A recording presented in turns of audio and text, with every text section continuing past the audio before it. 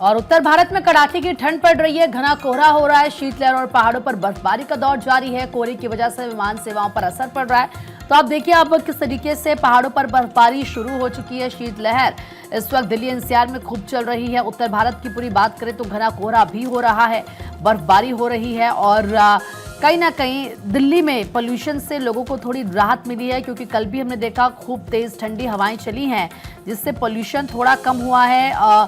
Grab 3 की जो पाबंदियां थी वो हटा दी गई हैं, लेकिन आप देखिए ठंड उतनी ही पड़ रही है, या यूं कह लीजिए कि अब थोड़ी और ठंड पड़ रही है। कल तो सूरज खिला हुआ नजर भी आया था दिन में, लेकिन उससे पहले 1 तारीख को सूरज नजर ही नहीं आ रहा था, घना कोहरा हो रहा था, सर्दी बढ़ रही है। ऐसे में प्रशासन की तरफ से भी व्यवस्थाएं की जा रही हैं, लोग अलाव का सहारा ले रहे हैं खुद को बचाने के लिए।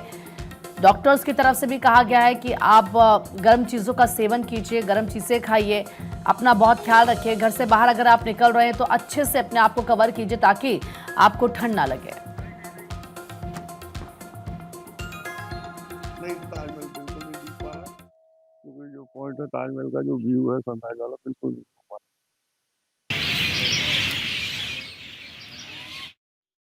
चार अलग अलग तस्वीरें भी हम आपको दिखा रहे हैं। देखिए अलग अलग जगहों की तस्वीरें निकलकर सामने आई है।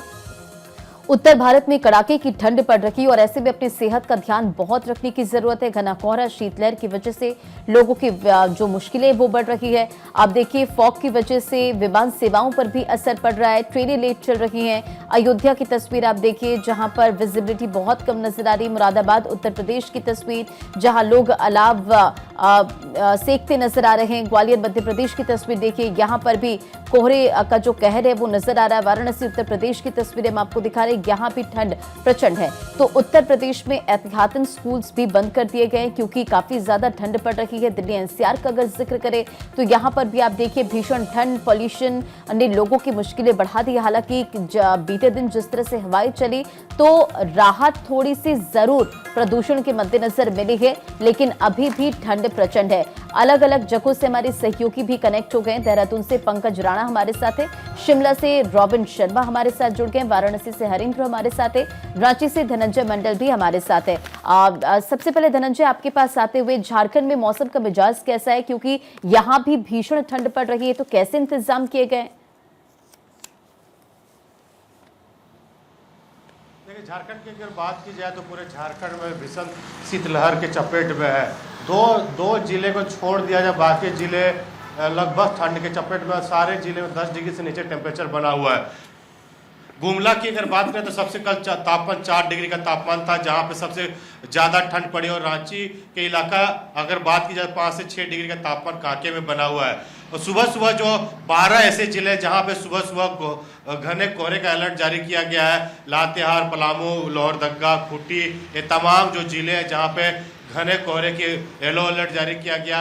और पिछले दिन की अगर बात की जाए तो फ्लाइट में करीबन 4 फ्लाइट बहुत ही डिले से पहुंची थी और 2 फ्लाइट को रद्द करना पड़ा था। ट्रेनों की अगर आवाजाही की अगर बात की जाए, ट्रेनें भी कई करीबन जो उत्तर प्रदेश हो, आप बंगाल की बात कर रहे हैं, या फिर जो दिल्ली या पंजाब की तरफ से ट्रेनें जो आती है तकरीबन 8 से 10 घंटे डिले पहुंच रही है। तो कमोबेश अभी शीतलहर की चपेट में ही झारखंड रहेगा और 3 से 4 दिन तक तापमान में ऐसे ही रहेगा। उसके बाद हो सकता है 1-2 दिन तापमान बढ़े, लेकिन कोहरे की चपेट में पूरे झारखंड अभी है। और अगर शासन प्रशासन की अगर बात की जाए तो शासन प्रशासन ने घने कोहरे को लेकर येलो अलर्ट जारी किया है। हेडलाइट गाड़ियां जला के चलाने को कहा है, सुबह सुबह शाम के वक्त में भी गाड़ी की हेडलाइट जला के चलने को कहा है। साथ साथ कहा है कि अगर ठंड से जो बच्चे बुजुर्ग हैं वो सुबह शाम को ना निकले तो बेहतर होगा, क्योंकि उससे मौसमी बीमारी का भी संकट रहता है, जिसके कारण डॉक्टर ने भी एडवाइजरी जारी किया कि सुबह शाम बच्चे बुजुर्ग ना निकले तो बेहतर होगा। साथ साथ अगर जिला प्रशासन और सरकार की बात की जाए तो सुबह शाम के वक्त अलाव की व्यवस्था की गई है ताकि लोगों को राहत मिल सके। रेन बसेरा इस्तेमाल किया गया, जहाँ पे जिनके घर नहीं है वो रेन बसेरे में रह सके। तमाम व्यवस्था शासन प्रशासन ने की है।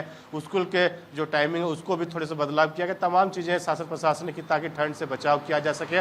और यही कमोबेश अभी लगातार अगर बात की जाए तो 4 से 5 दिन तक झारखंड में ऐसे रहने वाली है। और ठंड से बचने के लिए लोगों को गर्म कपड़े, गर्म खाने, तमाम व्यवस्था करने के लिए कहा गया है।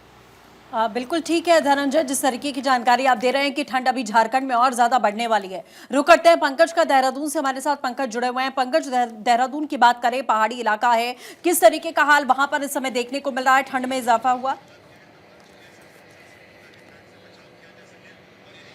देखिए, कल जिस तरह से कोहरा पूरे देहरादून में छाया हुआ था, तो कोहरे से आज राहत है। और आज कोहरा नहीं है लेकिन बादल छाए हुए हैं। बादलों की वजह से शीतलहर है और ठंड का प्रकोप बढ़ गया है। कल कोहरा जरूर था लेकिन आज बादल पूरे देहरादून के आसपास के क्षेत्रों में छाए हुए हैं और पर्वतीय क्षेत्रों में भी बादल है। कल शाम से ही बादलों के छाने का सिलसिला शुरू हो गया था।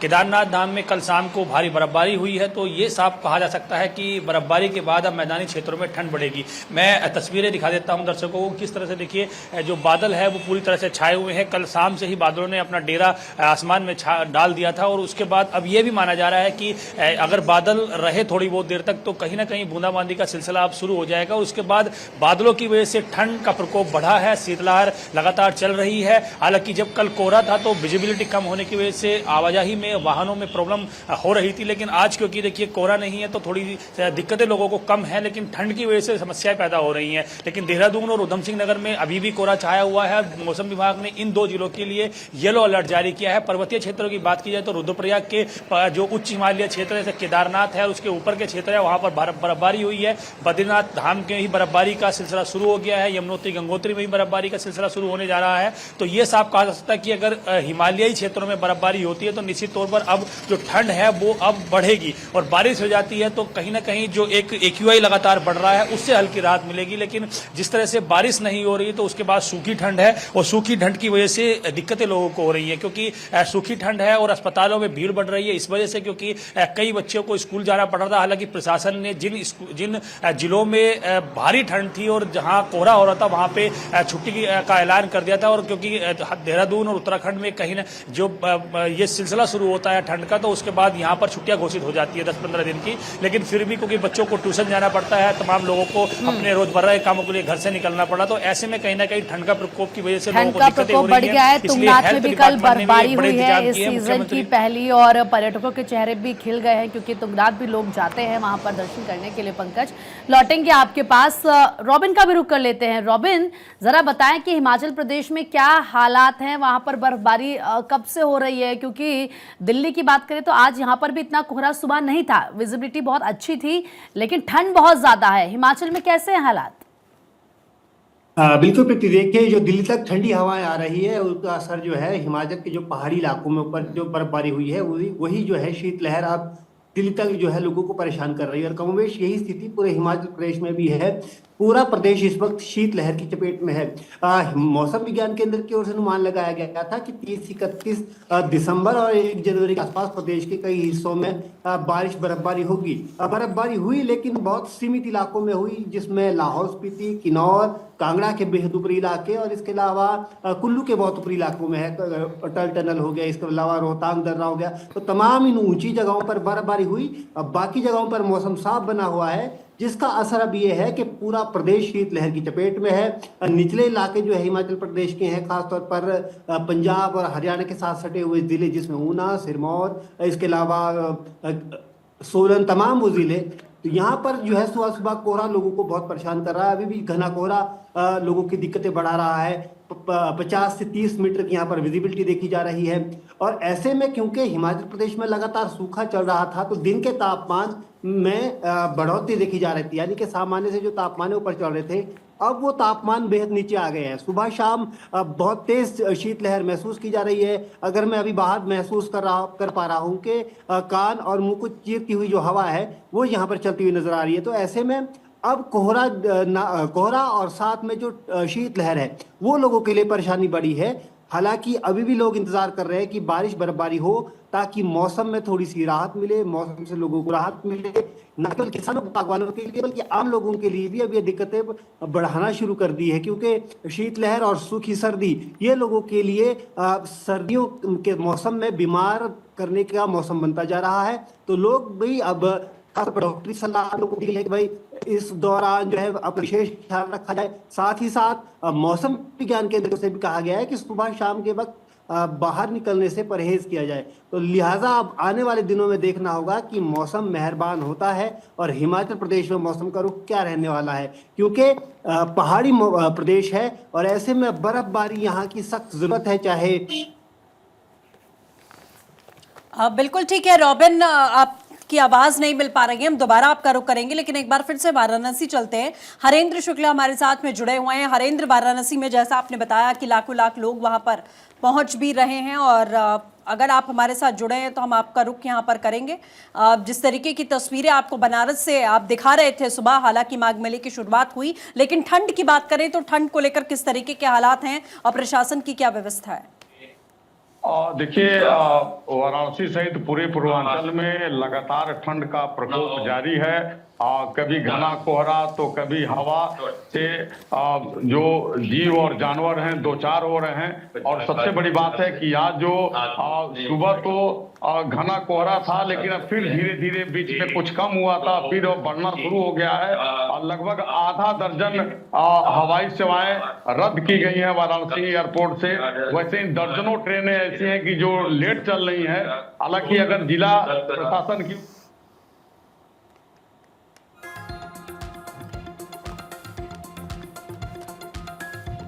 तो देखिए अलग अलग जगहों की तस्वीरें हम आपको दिखा रहे कि किस तरह से ठंड की वजह से लोगों की मुश्किलें बढ़ रही है। हिमाचल में ताजा बर्फबारी हुई और हमारे रिपोर्टर्स भी जुड़े में जो आपको अलग अलग शहरों का हाल बता रहे हैं। और हमारे साथ धनंजय भी लगातार बने हुए हैं रांची से।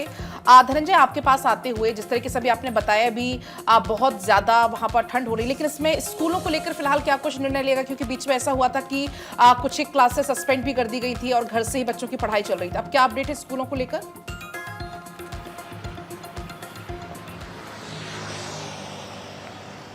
धनंजय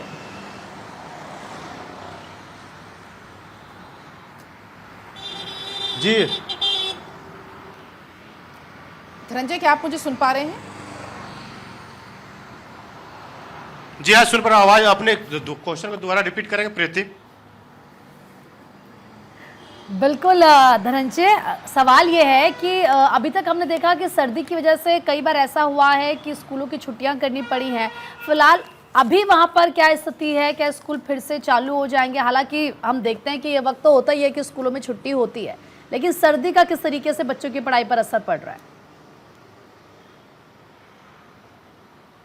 देखिए, सुबह सुबह जो बच्चे होते हैं नर्सरी एलकेजी की बात करें या फिर जो 6 तक 12th की जो क्लासें होती है, हालांकि ठंड को देखते हुए शासन प्रशासन ने स्थगित किया था, नए साल तक स्थगित था और जो टेम्परेचर भविष्यवाणी की गई है मौसम विभाग के द्वारा उसको मद्देनजर ही शासन प्रशासन ने एक्शन लिया था। लेकिन हालांकि जो अभी भी मौसम विभाग ने कहा है जो शीतलहर है और कोहरा है वो लोगों को परेशान करेगा, तो इसी के कारण जो स्कूल में 12th तक की जो कक्षाएं हैं उसको अभी छुट्टी ही दी गई है। साथ ही साथ जो लोग एक्स्ट्रा क्लासेस करते हैं तो वो टाइमिंग अपना बढ़ा दिया है, ताकि 9 से 10 बजे लोग जाते हैं। ट्यूशन की भी बात करें तो बहुत सारे क्लासेस जहाँ पे लोग टाइमिंग चेंज किया गया है। तो ठंड को देखते हुए शासन प्रशासन ने जो एक्शन लिया वो देखने को भी जमीनी स्तर पर मिल भी रहा है। और देखिए, अभी अगर ठंड की बात की, जो उत्तर पहाड़ियों में जो बर्फबारी हो रही है उसी का सितम यहाँ झारखंड में भी देखने को मिल रहा है। सुबह का वक्त अगर हम झारखंड से राजधानी से बात की जाए, अगर 20 किलोमीटर दूर जाए, घना कोहरा है, चाहे लातेहार, पलामू, लोहरदगा, गुमला, ये जिले हैं, वहाँ सुबह के बाद घना कोहरा 50 मीटर विजिबिलिटी देखने को मिलती है। हालांकि रांची में सुबह सुबह का वक्त होता है 7 बजे के आसपास धूप निकल जाती है तो लोगों को राहत मिलती है, लेकिन ठंड और शीतलहर जो है जिसके कारण काफी ठंड का एहसास किया जाता है। कांके का वो इलाका है रांची का जहाँ पे 5 डिग्री का टेम्परेचर। ठीक है धनंजय, जैसी जानकारी आप दे रहे हैं कि ठंड और ज्यादा अभी बढ़ने वाली है रांची में। फिलहाल आप सभी सहयोगियों का हमारे साथ जुड़ने के लिए बहुत बहुत शुक्रिया, अपडेट्स देने के लिए धन्यवाद।